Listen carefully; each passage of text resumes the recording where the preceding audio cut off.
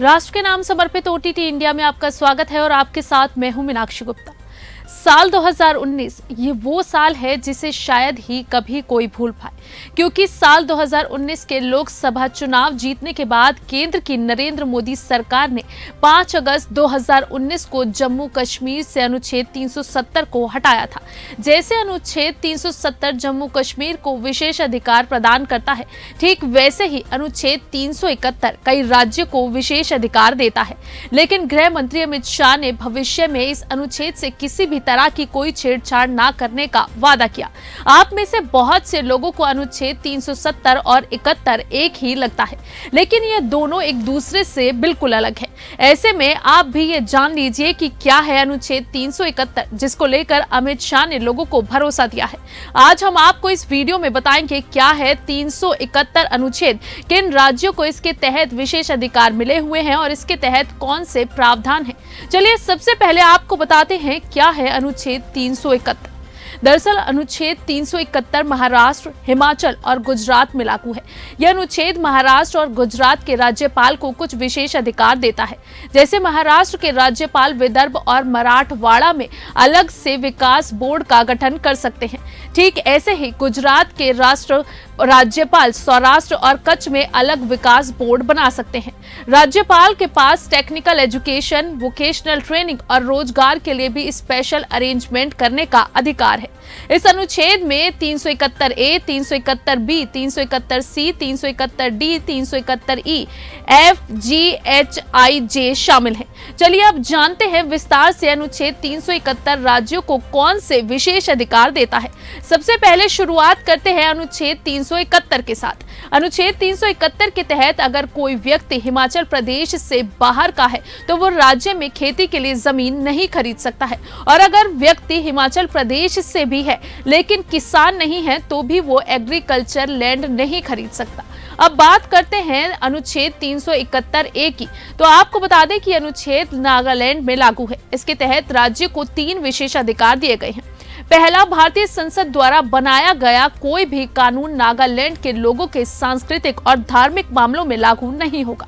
दूसरा, नागालैंड के लोगों के प्रथागत कानूनों और परंपराओं पर संसद का कोई कानून और सुप्रीम कोर्ट का आदेश लागू नहीं होगा। वहीं अब अगर तीसरे विशेष अधिकार की बात करें तो राज्य की कोई भी जमीन या संसाधन नागालैंड से बाहर के किसी व्यक्ति को स्थानांतरित नहीं की जा सकती, और राज्य से बाहर का कोई भी व्यक्ति नागालैंड में अपनी जमीन नहीं खरीद सकता। अनुच्छेद 371B ये असम में लागू होता है। इसके तहत भारत के राष्ट्रपति राज्य विधानसभा समितियों के गठन और कार्यों के लिए राज्य के जनजातीय क्षेत्रों से चुने गए सदस्यों को शामिल कर सकते हैं। अनुच्छेद 371C ये मणिपुर में लागू है। यहाँ राष्ट्रपति अपनी मर्जी के हिसाब से राज्यपाल को विशेष जिम्मेदारी देकर चुने गए प्रतिनिधियों की कमेटी बनवा सकते हैं, और ये कमेटी राज्य के विकास संबंधी कामों की निगरानी करेगी। वहीं अब अगर बात करें अनुच्छेद 371D की, तो ये आंध्र प्रदेश और तेलंगाना में लागू है। राष्ट्रपति के पास इन राज्यों को लेकर ये अधिकार है कि किस जॉब में किस वर्ग के लोगों को नौकरी दी जानी है। इसके लिए राज्य सरकार को आदेश दे सकते हैं। इस अनुच्छेद के तहत एजुकेशन सेक्टर में राज्य के लोगों को बराबर का आरक्षण दिया जा सकता है। अब आता है अनुच्छेद 371E। यह आंध्र प्रदेश में लागू है। हालांकि ये समय के साथ अप्रासंगिक हो चुका है, लेकिन इसके तहत आंध्र प्रदेश में केंद्र सरकार संसद में कानून पास कर केंद्रीय विश्वविद्यालय बनवाएगी।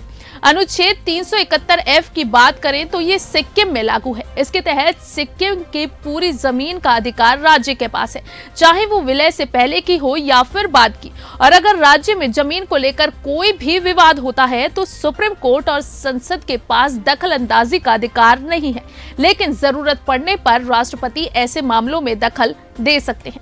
बात करें अब 371G की, तो ये मिजोरम में लागू है और नागालैंड की तरह ही यहाँ राज्य भी अलावा बाहर से आने वाले कोई भी व्यक्ति जमीन नहीं खरीद सकता। हालांकि प्राइवेट इंडस्ट्री खोलने के लिए राज्य सरकार मिजोरम एक्ट 2016 के तहत भूमि अधिग्रहण कर सकती है। और अब अरुणाचल प्रदेश में लागू होने वाले अनुच्छेद 371H की बात करें तो इसके तहत राज्यपाल के पास कानून व्यवस्था की स्थिति को लेकर विशेष अधिकार है और वो मुख्यमंत्री के फैसलों को भी रद्द कर सकते हैं।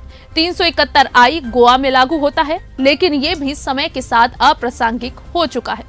371 जे हैदराबाद और कर्नाटक के 6 पिछड़े जिलों को विशेष दर्जा प्रदान करता है। अब बात आती है इस अनुच्छेद के सबसे अहम भाग इनर लाइन परमिट की।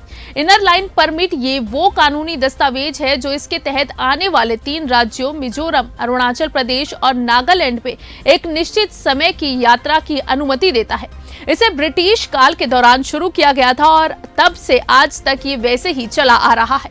हालांकि आजादी के बाद इसमें समय समय पर बदलाव भी किए गए हैं। ये तीनों ऐसे राज्य हैं जहां आपको प्रवेश करने के लिए इनर लाइन परमिट लेना पड़ता है।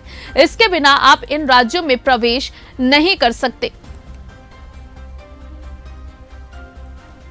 तो आपको ये जानकारी कैसी लगी हमें कमेंट करके जरूर बताएं। फिलहाल के लिए बस इतना ही, लेकिन देश और दुनिया की जुड़ी ताजा तमाम अपडेट्स के लिए आप जुड़े रहिए OTT इंडिया के साथ। रग रग में हिंदुस्तान।